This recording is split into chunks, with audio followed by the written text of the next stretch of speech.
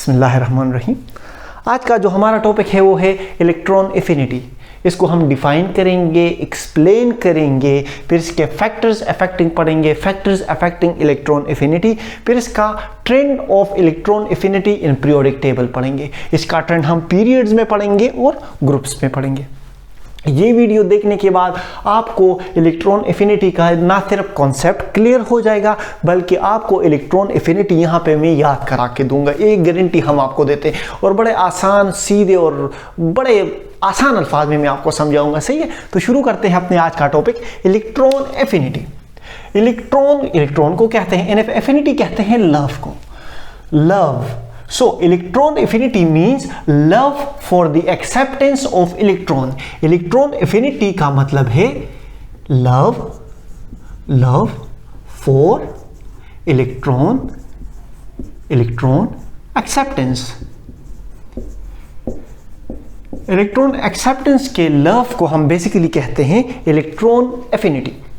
अच्छा, periodic table में जो हमारे पास एलिमेंट्स हैं इनकी डिफरेंट टेंडेंसीज हैं इलेक्ट्रॉन एक्सेप्टेंस के लिए। In periodic table elements have different tendencies for the acceptance of electron. देखिए, ये लेट सपोज हमारे पास न्यूक्लियस हो गया, ये इसका फर्स्ट शेल हो गया। सही है, ये न्यूक्लियस हो गया, ये इसका शेल हो गया। अब जब हम इस शेल में इलेक्ट्रॉन को ऐड करेंगे, इसको हमने यहां पर हमने इलेक्ट्रॉन को ऐड किया। अब न्यूक्लियस इस इलेक्ट्रॉन को अट्रैक्ट करेगा। इस अट्रैक्शन की वजह से यहां से एटम से हमारे पास एनर्जी क्या होगी? रिलीज होगी। न्यूक्लियस इलेक्ट्रॉन को अट्रैक्ट कर रहा है जिसकी वजह से हमारे पास एनर्जी रिलीज हो रही है और बेसिकली इस एनर्जी रिलीज को हम कहते हैं इलेक्ट्रॉन एफिनिटी। ये अमाउंट ऑफ एनर्जी जो हमारे पास रिलीज हो रही है इससे हम इलेक्ट्रॉन एफिनिटी को मेजर करते हैं। So we can say that the amount of energy evolve is a measure of electron affinity. इसको हम डिफाइन कुछ इस तरह करेंगे कि the amount of energy released when electron enters to the valence shell of a gaseous atom to form anion. Electron affinity is the amount of energy released when electron enters to the valence shell of a gaseous atom to form anion. Electron affinity हमारे पास वो energy होती है जो हमारे पास जब हम किसी atom के वैलेंस शेल में इलेक्ट्रॉन को ऐड कर लेते हैं और एटम से जो एनर्जी हमारे पास जो रिलीज हो जाती है तो इसको हम कहते हैं इलेक्ट्रॉन एफिनिटी। इलेक्ट्रॉन एफिनिटी को बेसिकली हम जब शॉर्ट फॉर्म में रिप्रेजेंट करते हैं तो इसको हम EA से रिप्रेजेंट करते हैं, E for electron and A for affinity. इसको हम EA से रिप्रेजेंट करते हैं। बेसिकली इसका जो यूनिट है वो है किलो जूल पर मोल। ये इलेक्ट्रॉन एफिनिटी का यूनिट हो गया। अच्छा, जब हम एटम में फर्स्ट इलेक्ट्रॉन को ऐड करते हैं तो हम कहते हैं फर्स्ट इलेक्ट्रॉन एफिनिटी। जब हम एटम में दूसरा इलेक्ट्रॉन ऐड कर लेते हैं तो इसे हम कहते हैं सेकंड इलेक्ट्रॉन एफिनिटी। देखिए, ये ऑक्सीजन एटम है, ये न्यूट्रल एटम है। इसमें हमने इलेक्ट्रॉन ऐड किया और इस पर यहां पर आ गया O नेगेटिव। इसमें हमने फर्स्ट इलेक्ट्रॉन को ऐड किया तो ये हो गई हमारे पास फर्स्ट इलेक्ट्रॉन एफिनिटी और हमारे पास इलेक्ट्रॉन एटम ने कितनी एनर्जी रिलीज की? -141 किलो जूल पर मोल। अच्छा, जब इसी O नेगेटिव आयन में हमने सेकेंड इलेक्ट्रॉन को ऐड किया तो ये हमारे पास हो गई सेकेंड इलेक्ट्रॉन एफिनिटी। ये हो गया O-2, मतलब यहां पर हमने 2 इलेक्ट्रॉन ऐड कर लिए। तो ये सेकंड इलेक्ट्रॉन जब हमने यहां पर ऐड कर लिया तो ये हो गई हमारे पास सेकंड इलेक्ट्रॉन एफिनिटी और सेकंड इलेक्ट्रॉन एफिनिटी हमारे पास 844 किलो जूल पर मोल है। अगर आपने इन दोनों वैल्यूज में कोई एक बात नोट की हो तो मुझे बता दें। फर्स्ट इलेक्ट्रॉन एफिनिटी हमारे पास नेगेटिव होती है जबकि सेकंड इलेक्ट्रॉन एफिनिटी हमारे पास पॉजिटिव होती है। क्यों हमारे पास ये है बताता हूं आपको। देखिए, जब एटम हमारे पास न्यूट्रल है, सही है, इसमें हमने लेट्स सपोज ये हमारे पास ऑक्सीजन हो गया। इसके फर्स्ट शेल में हमारे पास 2 इलेक्ट्रॉन हैं, सेकंड शेल में हमारे पास इसके 6 इलेक्ट्रॉन्स हैं।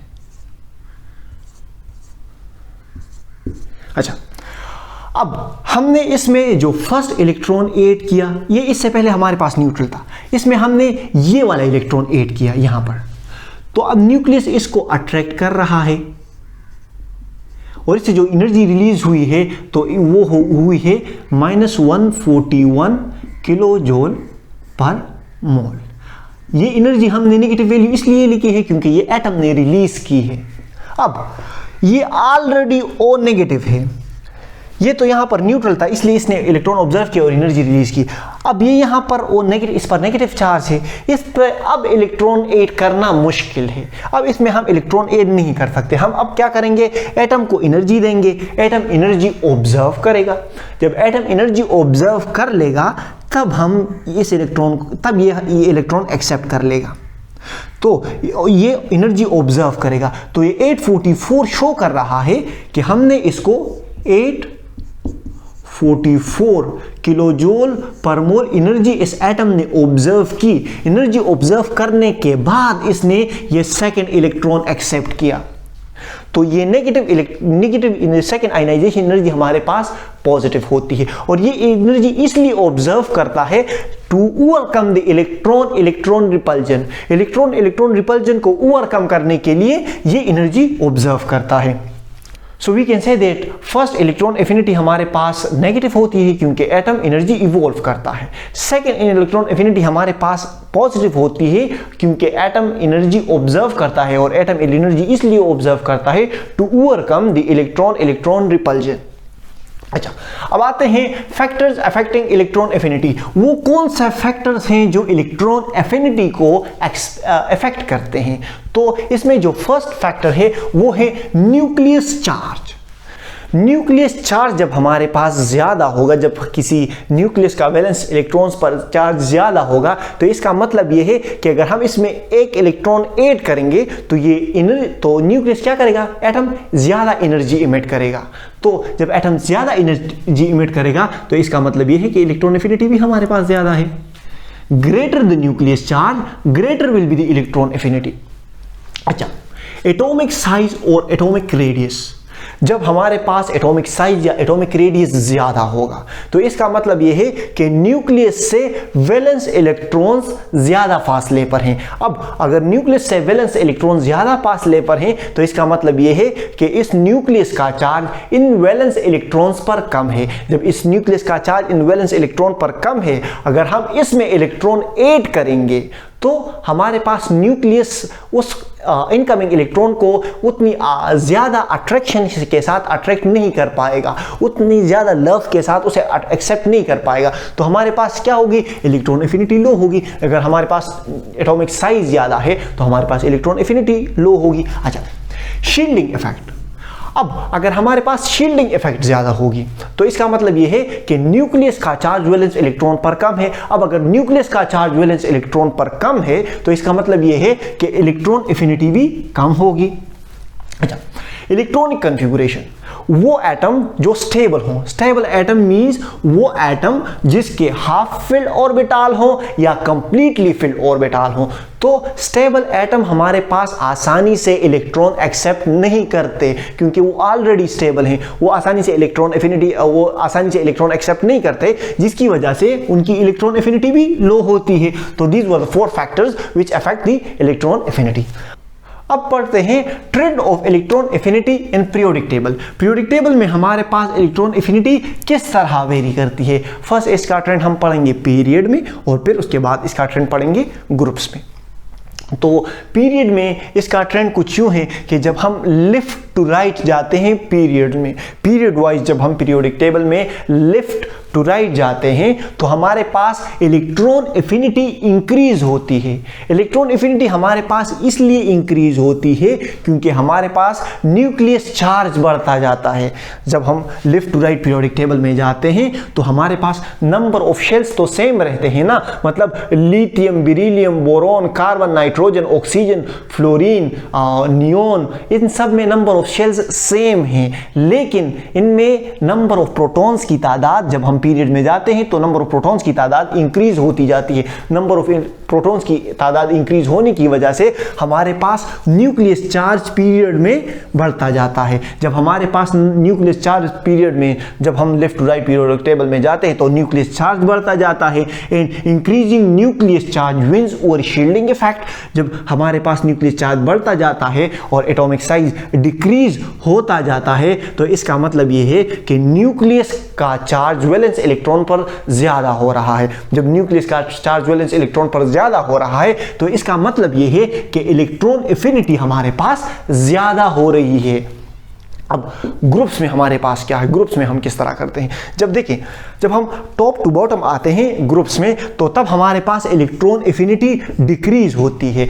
तब हमारे पास इलेक्ट्रॉन एफिनिटी इसलिए डिक्रीज होती है क्योंकि हम जब डाउन द ग्रुप्स आते हैं तो हमारे पास नंबर ऑफ शेल्स इंक्रीज होते जाते हैं। हाइड्रोजन में एक शेल, हीलियम में 2 शेल्स हैं, इसी तरह सोडियम में 3 शेल्स हैं, पोटाशियम में 4 शेल्स हैं। तो नंबर ऑफ शेल्स, जब हम डाउन द ग्रुप आ रहे हैं तो हमारे पास नंबर ऑफ शेल्स इंक्रीज हो रहे हैं। नंबर ऑफ शेल्स इंक्रीज होने की वजह से इसका मतलब यह है कि एटॉमिक साइज इंक्रीज हो रहा है। जब नंबर ऑफ शेल्स इंक्रीज होंगे तो जाहिर सी बात है एटॉमिक साइज इंक्रीज होगा। जब एटॉमिक साइज इंक्रीज होगा, नंबर ऑफ शेल्स इंक्रीज होंगे, तो हमारे पास इसका मतलब यह है कि शील्डिंग इफेक्ट भी ज्यादा हो रही है। जब हम डाउन ग्रुप्स आते हैं, नंबर ऑफ शेल इंक्रीज होने की वजह से हमारे पास शील्डिंग इफेक्ट ज्यादा हो रही है। अब एटॉमिक साइज ज्यादा होने की वजह से और शील्डिंग इफेक्ट ज्यादा होने की वजह से हमारे पास न्यूक्लियस चार्ज, हमारे पास वैलेंस न्यूक्लियस चार्ज कम होता जा रहा है। इन दोनों फैक्टर्स की वजह से हमारे पास न्यूक्लियस चार्ज डिक्रीज हो रहा है। जब हमारे पास न्यूक्लियस चार्ज वैलेंस इलेक्ट्रॉन पर न्यूक्लियस का चार्ज कम होगा तो हमारे पास सही जाहिर सी बात है इलेक्ट्रॉन एफिनिटी भी कम होगी। आई होप आपको समझ आ गया होगा। अभी भी नहीं आया, खुलासा करता हूं, सुन लें, अब आपको समझ आ जाएगा। Electron affinity is basically love for the acceptance of electron. अगर हम इसको डिफाइन करें तो इसको हम इस तरह डिफाइन करेंगे, the amount of energy release when electron enters to the valence shell of a gaseous atom to form an ion. फिर हमने इसको रिप्रेजेंटेशन पढ़ा कि इसको हम EA से रिप्रेजेंट करते हैं, इसका यूनिट किलो जूल पर मोल है। फर्स्ट आयनाइजेशन एनर्जी नेगेटिव होती है जबकि सेकेंड आयनाइजेशन एनर्जी हमारे पास पॉजिटिव होती है। इसको मैंने आपको एक्सप्लेन करके दिया। फिर हमने इसके फैक्टर्स अफेक्टिंग पढ़े, न्यूक्लियस चार्ज पढ़ा। जब न्यूक्लियस चार्ज इंक्रीज होगा हमारे पास इलेक्ट्रॉन एफिनिटी इंक्रीज होगी। एटॉमिक साइज जब इंक्रीज होगा तो हमारे पास इलेक्ट्रॉन एफिनिटी डिक्रीज होगी। शील्डिंग इफेक्ट जब इंक्रीज होगी तब हमारे पास इलेक्ट्रॉन एफिनिटी डिक्रीज होगी। इलेक्ट्रॉनिक कन्फिगुरेशन, जो एटम स्टेबल हो, मतलब हाफ फिल्ड या कंप्लीटली फिल्ड ऑर्बिटल हो, तो उनकी इलेक्ट्रॉन एफिनिटी कम होगी।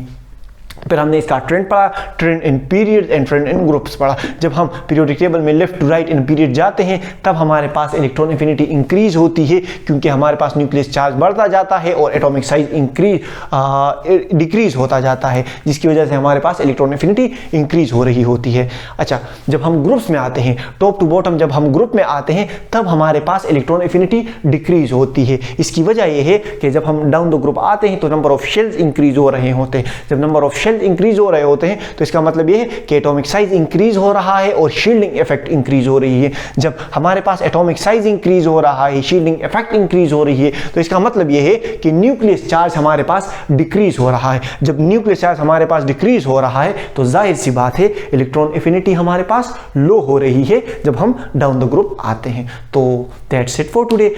और हाँ, जाने से पहले मैं आपको बता दूं कि आपको एक रेड वाला बटन दिखेगा जिसको सब्सक्राइब बटन कहते हैं, और अगर आप वो सब्सक्राइब वाला बटन दबा दें तो हमारी हौसला अफजाई होगी। और बस आखिर में यही कहेंगे कि हंसते रहें, मुस्कुराते रहें, दिलों का ख्याल रखें। अल्लाह हाफिज़।